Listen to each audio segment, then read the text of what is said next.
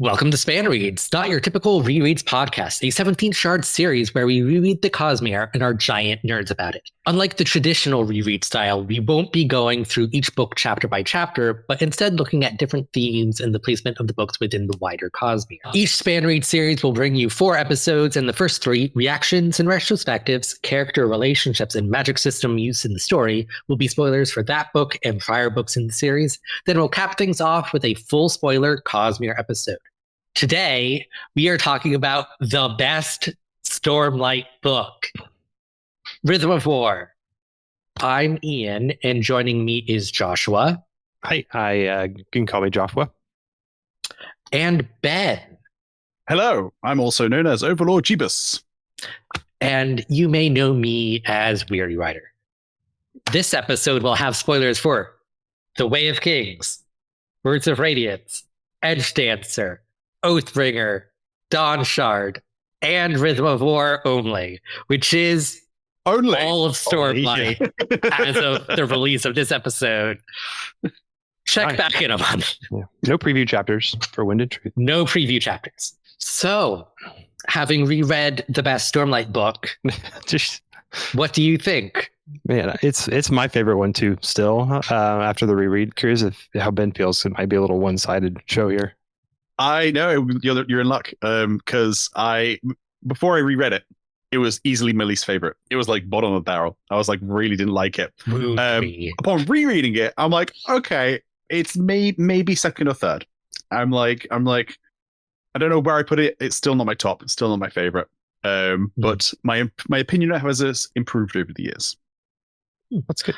What would you put as your first? I flip between Words of Radiance and Oathbringer. Yeah. So I'd probably put Way of Kings. The Way of Kings sometimes. I don't have a fixed ranking, but what I can tell you is that Rhythm of War is probably not at the top very often. Fair enough. So, as stated at the top of the show, this is the best Stormlight book because it's my favorite and I love it so much. That said, rereading this, part 1 is a slog.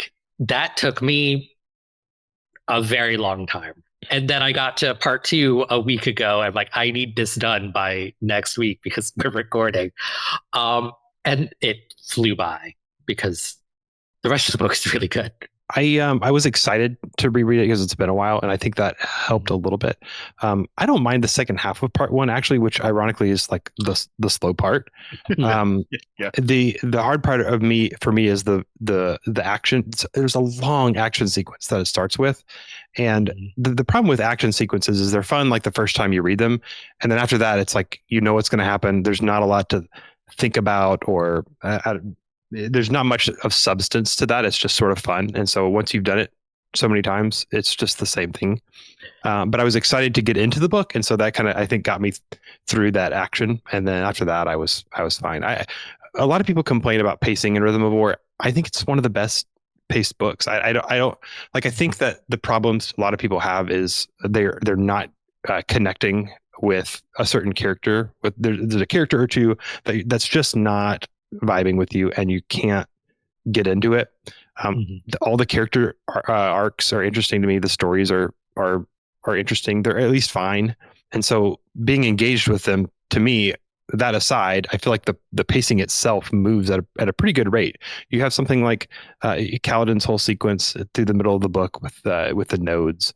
Like in my mind, it's like that kind of goes on and on, but it's like like one part of the book basically. It's pretty much just part 3, and I think that surprised me. I was like, I remember it being a way bigger part of the book. Yeah, like that, and like the whole occupation, like that kind of like kicks off at like the very end of part 2. And it's like where it's like that feels like the whole book to me because like that's the main plot arc. Yeah. I think, well, actually, like going back to touching on like the action sequence at the beginning of the book, I think part of it for me is that like because there is a year time skip between the end of Oathbringer and the start of Rhythm of War, it's like that's kind of the climax of the book that happened during that time skip. So it's like, so we're getting a climax for stuff we didn't get the build up for. So it's like it is a little harder to engage with because it's like we're getting the payoff without the setup. And so there's just a little bit of a disconnect of like, why should we care? Well, we know why we should care because it is somewhat set up. It's just not as punchy as the end of a Stormlight book usually is. Speaking of the time gap, I think that's an interesting thing about this book because none of the other books so far have done something like that. Rhythm of War picks up. I'm sorry, Words of Radiance picks up like literally the day after Way of Kings. Yeah. Oathbringer picks up like within a week of the end of Words of Radiance, with Edge Dancer like tying across the two, I think. And then this book does a time skip. And obviously we're not getting into Wind and Truth, but at the end of this book, it's like, okay, this is going to be at 10 days from now. So like, there's just, it's so packed tight together on the, like in a timeline chronology sense. And I like that this book did something different. And I wish Brandon would let the books breathe a little bit more because I like starting a book and like things being a little bit different and having to like figure out what's going on and what's the, you know, what new dynamics have happened since I last, you know, saw these characters. I think that's really fun. I'd say that almost mystery that you get to come into a book with, because he did it with all the Mistborn books. I mean, especially Era 2 has some huge gaps between them. Was just like, cool, what are the characters up to and how do they get here? And it makes that beginning of those sequels, which, you know, can be a bit, as you say, Ian, it's like, oh, we're seeing the payoff of something we didn't get the build up to. But then it's almost like we get to discover the build up retroactively. Like we get to, you know, by finding out where people are doing, how they got there. And there's just this little, yeah, I really like that. And so, yeah, I wish the book said more of those. Yeah, and it also helps get through kind of like low-hanging fruit plot lines of like, we know like the orders are going to build up their numbers. And we could go through all of that. We could see the building of the unseen court of the Lightweavers. We don't need to. Like that can kind of just be assumed. Like we can just come in at the end as like, yeah, they've recruited a whole bunch of other people. Like here's some like notable names.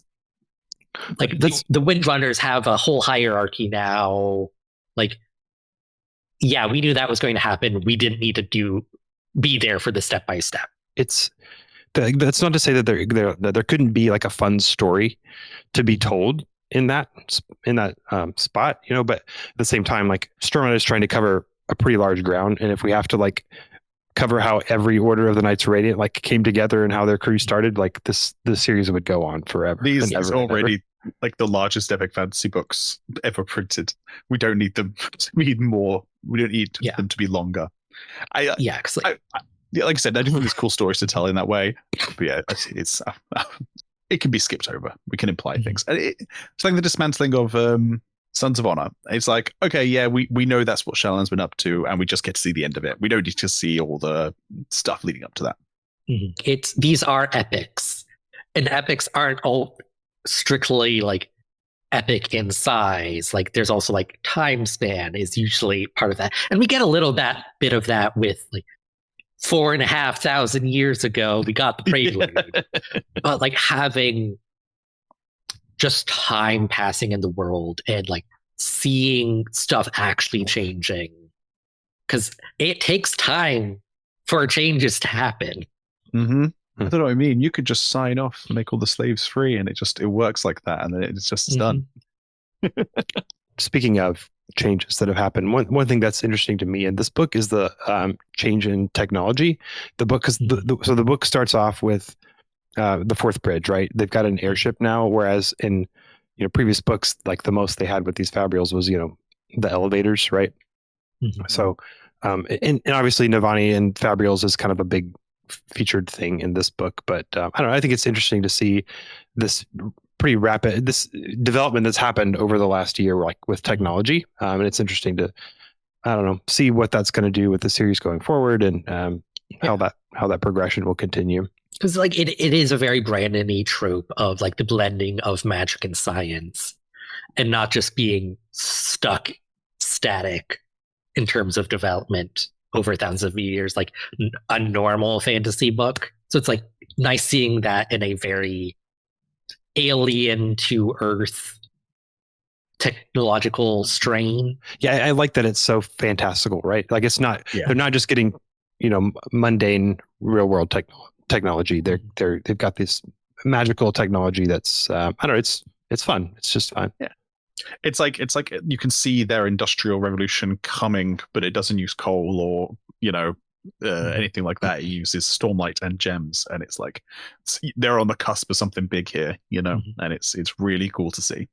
Yeah, it's like because like we got the in Dawn Shard, you can use aluminum to isolate planes of motion for pairing fabrials, which leads directly to the fourth bridge.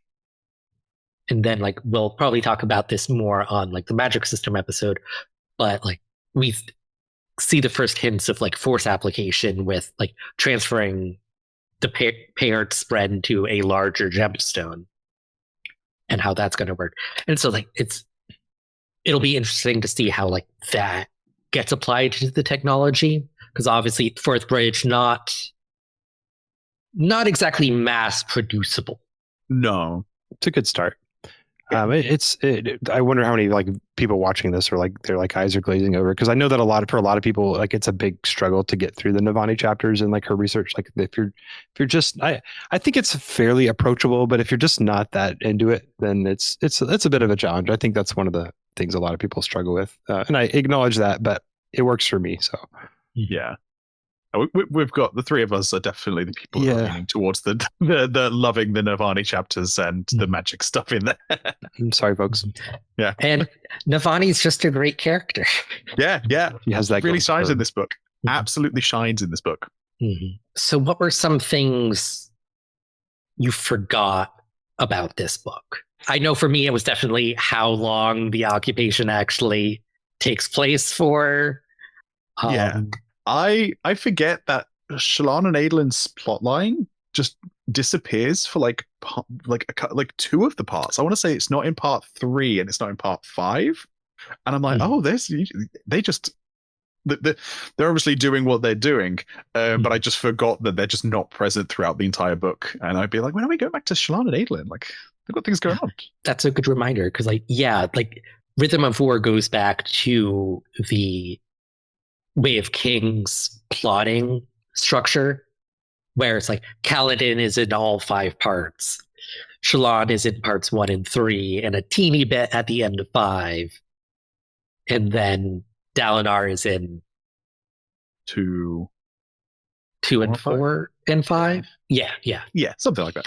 Yeah, there was that. There was because like Brennan talks about how a Stormlight book is 3 books, and so like Way of Kings, that's like those are the 3 books, and then Words of Radiance and Oathbringer, it's just like the 5 parts are split across 3 books. Yeah, which I definitely like that plotting more. It's a bit more even, in my opinion.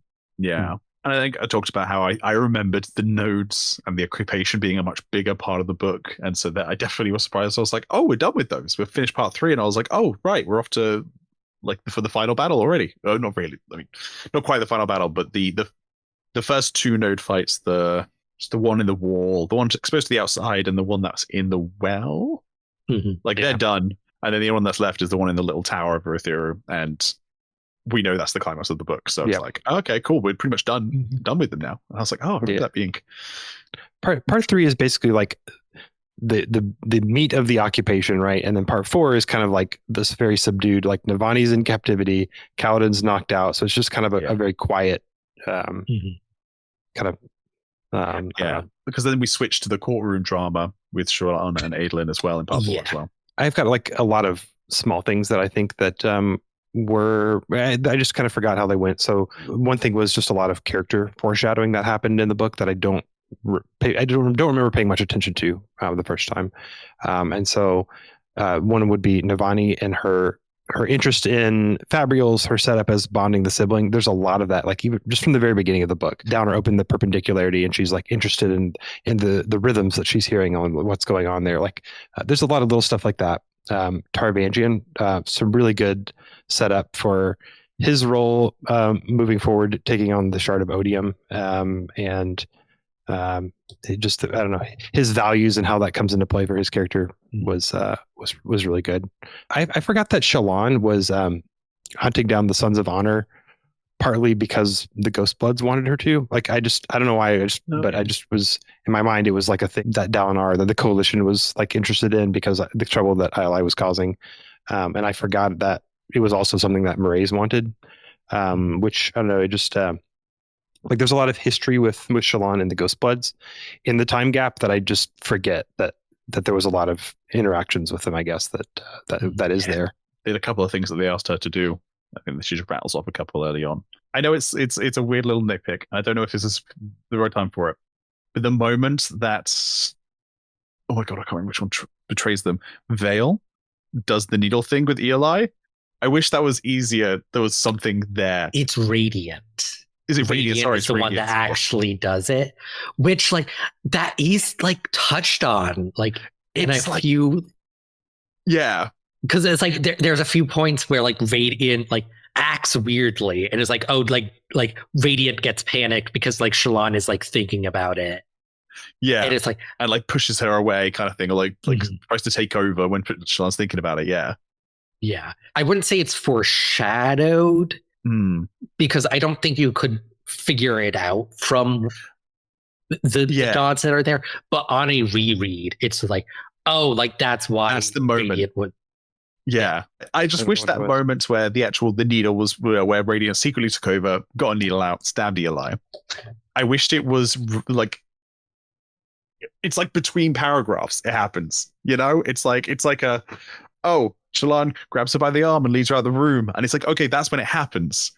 But there's nothing in the book that, like, remarks that things happened there, and I'm like, I almost wish there was, you know. I don't love it, I think, but there I did notice specifically the line when, like, it happens and Shallan's kind of like shocked, and she's like, oh my gosh, what happened? Did I do this? And she says, I didn't do it. Shallan thought she was reasonably certain. And I love that after that, so what happened? Radiant asked. It's like, it's just really amusing to me that Radiant, like, pipes up and is like, what's going on? I don't know. What's going on? The guilty returning to the scene of the crime. It almost has to be that way because, like, Shallan can't suspect. Because she's supposed to be suspecting, like, the other people that are there until later on when, like, Formless starts being a thing. Yeah. So I'm going to talk about some of my favorite things, which is, like, this book makes me emotional. Like, there are multiple points in this book that make me tear up and did make me tear up during this reread. Let's see if I can remember all of them. Because it was the Dog and the Dragon story. The Dog and the best. Hit me very hard this reread. I don't think it has in the past, but, like, it hit me. It's easily the best of the Hoyd stories. Easily. Yes. Like, yeah. Because there's also, like, the fake out ending where, like, Wit says the wrong ending until Kaladin says, like, calls him on it. And it's just like, it's good. We chose. It's like Adolin and Maya might be the best. They're top 3 human spread bond. Not Radiant. Yeah, not Radiant bond. The Tien scene with Kaladin. Like, right before he swears the final ideal, that can just make me cry thinking about it. It has multiple times. And then at the end, like, Eshni, like, flying with the high storm. That was something. It's like, I forgot that was this book. For some reason, I thought that was in Oathbringer. And so when that series started, I was like, oh god. I was like, we started building up to it. I was like, oh, that's this book. I thought that was, you know, when Eshni died, it happened. I was like, oh yeah, no, that's this book. I love that Eshni scene. Yeah, and it's like, I don't think none of Brandon's other books have hit me that hard to, like, actually, like, make me tear up and, like, have a physical reaction. So it's like, I like that. And then Navani has been my favorite character in Stormlight. 4 years. So it's like getting to see her like take the spotlight she deserves. A+ in my book. Yeah, I think this might have like one of the best part 5s just in all of the books. As I said, this isn't as an entire book isn't my favorite, but the part 5 is really, really good. And if the rest of the book was at the same level, I would probably love the book like easily in the number 1 spot. I think I cried the first time I read the Tien Kaladin stuff and the Eshonai stuff. That whole ending was just fantastic. Because of some personal stuff that has happened to me in the last few years, the Tien Kaladin stuff hits very differently. We're probably going to go into I'll go into it more in like the Kaladin episode we're going to have eventually. But oh boy, like I was actually dreading reading that stuff because of that.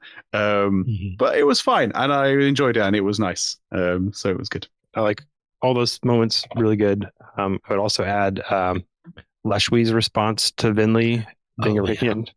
So good. I know there's like mixed opinions about Navani bonding the sibling, but I think the moment where she bonds the sibling is just really good. I don't know, the desperation like in both of them is just really tense, and I enjoy that scene quite a bit. I mean, Shallan integrating with Vale somewhat, and just that whole scene confronting her past is so good. That hits me every time. Navani bonding the sibling. Because like she was trying, like it was like, hey, like maybe bond Verlaine, and it's like, and it got down to it. It's like, okay, like, do you want to die? Our only option here is if we bond each other, and the sibling saying like, oh, you're not worthy, and which has been what Navani has been constantly telling herself. It's what Gavilar always told her, and it's like her having the response of like, I hear that. You're wrong. And then it's like the sibling being like, you're only doing this because you don't want to die. And it, like nobody having the very valid response of like, do you? Like, come on. I like that it's not like perfect. It's not like the ideal choice of, but it's just sort of, they're making it work, which to be honest, like that's the whole like reason the Radiant Bond exists, right? Like this, it would be nice if we lived in a world where we didn't have to bond like this to fight, Voidbringers, but here we are. Yeah. It's like, oh, sometimes these things are messy and it's like, okay, we'll work through it anyway, They're both going to have to compromise. The sibling probably could have broken the bond afterwards, but like Navani is willing to put in the effort, and it's kind of like laying it out. Like if we keep to the oaths, does it matter that we were forced into it? That scene, and it's like, it's so good, guys. People who don't like Rhythm of War. Why? It's so good. If to defend those people, I imagine it's not because of the part 5. If there's people who don't like Rhythm of War because they don't like part 5, I will be shocked. I want to hear from those people. So the main things that I usually hear is I see a lot of people that are frustrated with Navani, specifically the technical side of things, getting into all the fabrials and the light research and the rhythms. And I can see how for some people that would be a challenge. I see a lot of people frustrated with Shallan and her personas. That was a big, I can kind of understand. It worked for me. I thought that I liked the shift in this book to where they're sort of kind of more on the same page and collaborative with each other and trying to like help one another. But I guess people, I'll get into this now. So with Shallan, I think a lot of the reasons, well, let me put Shallan aside actually. Okay. Kaladin. A lot of people are frustrated with Kaladin's depression coming back up, which we can talk about how like, well, this is, a real depiction of depression. Like this is how it works. It doesn't just go away. It's not, magically going to be healed. And so it's just part of his character, and it can still be frustrating for people to read. Right. And I think that Shallan and Kaladin are both sort of still struggling with problems that they had in Oathbringer. And so I think there's like a kind of a structural thing here where, in my mind, Oathbringer did not really like fully carry out these plot lines that started, because the end of Oathbringer, Kaladin it's kind of a low point, and he doesn't really make kind of any forward motion on his struggle with he wants to save everybody and he can't, and he just sort of comes to that realization, but he doesn't really fully wrestle with it and accept the fact that he can't. He just realizes that it's a problem. And Shallan's the same way, where her mental state is just sort of fracturing, and she hits this low point of recognizing that this is a problem. Like I'm a mess. I need some help, but she doesn't really like get out of it. And so I feel like Rhythm of War is almost like a continuation of those plots. And so I think that's why for a lot of people it's a challenge, because the problem in Oath, we feel like we just did this in Oathbringer, but the truth is that like Oathbringer was only like part of the story, and Rhythm of War brings that to a completion. Not to say that Shallan's like personalities are all gone. She's better and whatever, or that Kaladin's depression is gone at the end of Rhythm of War, but I feel like they both make a lot of significant forward personal progress. But it can be frustrating, I think, for some people who like don't quite see it framed that way and just feel like it's more of the same thing. Yeah. Kaladin and Oathbringer, like he obviously has depression, but like the problem is like he runs into the wall that is the fourth ideal, like accepting that there will be those you cannot save, and like he cannot accept it at that time. Straining against that is just awful for his mental health. Like it's causing him to spiral like even worse into the depression he just naturally has. So yeah, it's like the end of Oathbringer doesn't fix that. He doesn't swear the oath. Like he almost goes catatonic multiple times because he's hit that and cannot progress. It's only that like Dalinar was able to open the perpendicularity that kind of like shocks him out of it for the Battle of Thaylen Fields. And this is the book where like he's continued to spiral because he can't accept the fourth ideal. He hasn't dealt with it. Yeah. And then like he does hit that at the end of the book. I accept that there will be those I cannot save. Not my dad, though. Gonna save him. It always makes me laugh that like I do like the fact he saves Lyran at the end. He absolutely should have saved Lyran at the end. There is no way that this book would have been better if he hadn't have saved Lyran at the end. But him like saying the oath of like, oh, I need to accept that there's people I can't save. I'm like, would that have worked better in a different book where he then fails to save someone? I guess he failed to save Teft. It's Teft. Yeah. It's a bit awkward maybe because like Teft happens so suddenly. You know what I mean? Like it's not like Kaladin is not like actively protecting him at that moment. He's doing. They've got like the two parts of the plan. I think it works best the way it is here, because part of it is also Kaladin knowing when he needs to try to protect someone, rather than like if he tries and fails. That's one part of it, but also like knowing when. Not when to cut his losses, but kind of like that's so mercantile of like the cost benefit analysis. Because like I think it's like himself, for when he fails. Mm-hmm. Part of the ideal is knowing, like going in whether or not you're going to be able to save somebody, and him being able to determine is like, I accept there will be those I cannot save. Like I know I can save my father in this moment. Yeah. So like I need to try. Yeah. Speaking of things that people don't like well in this book, we've gone this long not talking about Venli or her flashbacks. Yeah. That's a thing. So I think I like Venli's chapters like in like the main storyline well enough. They're not maybe my favorite.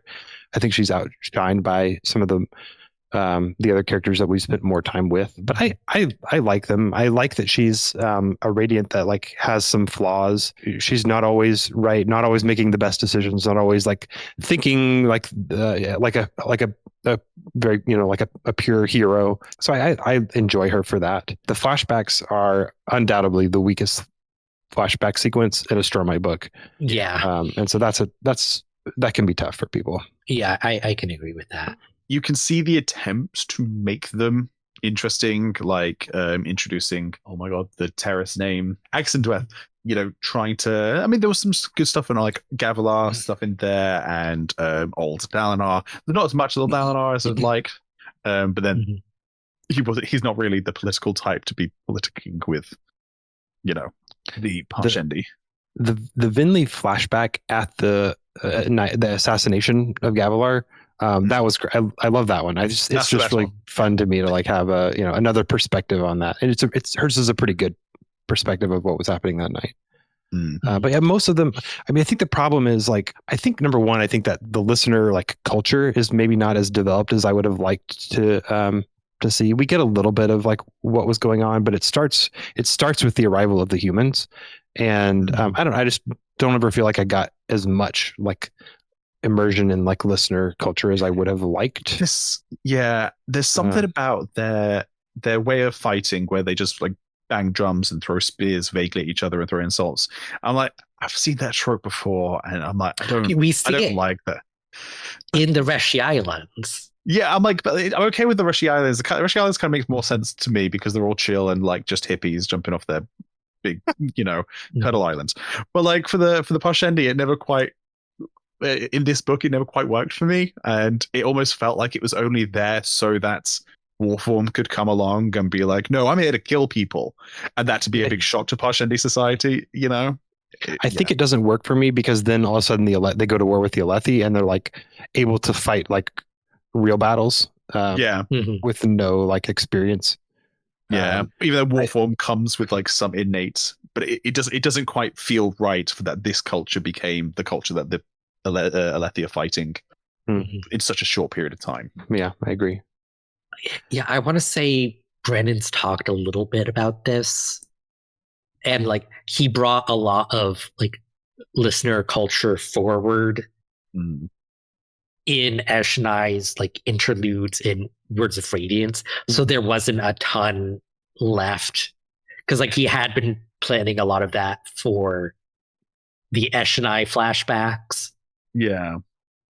Because also like going into this book, we didn't know like Venli was going to be like a flashback character as well. But I think it's kind of natural with like Eshonai dying and Venli becoming the Radiant. Yeah. I think Venli as like doing like the dual flashback character thing, I think it works. I do like the ones where like you see like from both of their perspectives on a thing. Especially, I think it's really touching the one where like Venli almost like confesses like what she's been doing to Eshonai, and then Eshonai falls asleep or whatever, and she doesn't. I don't know. That was I think that works well. The culture isn't there for me. I also don't feel like they tie into the main story as well as previous ones have done. Like Kaladin's directly ties into his plot. Shallan's same thing. Dalinar's like the Oathbringer flashbacks are the part best. Of the plot. Yeah, and then you get to this and it's just kind of like, oh, here's some like stuff that happened in the past, I guess. Like it doesn't. Yeah, it kind of feels like we need to do flashbacks here because that's part of Stormlight. Yeah. I do enjoy Venli's character for giving us that lens into like odium and like singer culture. It works for some people. It's not inherently evil. It's kind of like a counterpoint to Moash, who like Moash, just a villain. Wish he was a bit more nuanced, but he isn't. Yeah. Whereas like Venli is a much more nuanced of somebody like whose natural inclinations are more towards odium. Like she has those parts of her personality and she acted on those in a very big way. Yeah. But now she is trying for honor. Moash is like he's thankfully a very small part of this book because he is kind of quite a bummer. Like I thought like in Oathbringer he was frustrating but interesting with like the path he was on, and now it just feels like now he's kind of like he gave everything to odium and now he's just a mess. It's the Black Bridge 4 uniform exemplifies for me as just like that's like his opening scene. He's like sat in the window of the meeting of the 10 or the 9, sorry, and he's like sat in the window like black uniform. I'm like, okay, right, I see what we've done with Noash and I don't like it. And If fine, I'll accept it. Somewhere probably on Tumblr, I seen like a comic with like Moash going into like a tailor shop in Golinar, and he's like, "I want you to make this bridge for uniform. I want you to make this uniform." And he's like, holds up the bridge for. He's like, "Except in black," and it's super emo. And yeah, Moash in the previous books was set up to be this very interesting, nuanced antagonist character. Like the whole class dynamics that is an important topic. Unfortunately, not a topic Brandon seems interested in tackling in any substantive way, which means Moash just kind of becomes a cartoon character. Yeah, much like the two like fused villains in this book, like Raboniel and Lesian. One of them is a much more interesting, nuanced character, Raboniel, who's like, it's so sad that she dies at the end of this book because she's amazing. She's absolutely a villain and evil. I want more of her. Compared to Lesian, who is also an evil villain character, who's just kind of boring and lame. Yeah. Because he's so like, he's a cartoon character. Like, it's just like, there's no nuance here. It's just like, he's a mustache twirling villain. I can't engage with him as a character. With Lesian, like I completely agree. Raboniel is probably one of the best villains Brandon's ever written. I do wish we could have had more of her, but I also think that one book, like she's so good because she has one book, she's in, she accomplishes what she wanted to get done, and she leaves. And I'm like, that's great. Lesian, I do quite like the just unapologetically evil villains. Sometimes it's just fun. He's not the best version of that trope at all, but I do enjoy him just because I'm like, yeah, let's see what he's gonna go up to. And then he runs away because he's a little crumling. I do Kaladin like ripping his head off at the end is so good. Wild. Yeah. Yeah, him ripping his head off while he's alive screaming is like, damn, like damn. You can't do that with a nuanced character. No, exactly. Yeah, that's why he's unapologetically evil is fun, is you can mess him up. Yeah. And it's like the fact that like he doesn't even do it himself. He does it with a reverse lashing. And it's like, he uses gravitation. He uses adhesion. Oh. Mm-hmm. But yeah, Moash becoming a caricature of himself, like he has justified rage against the society he abandoned.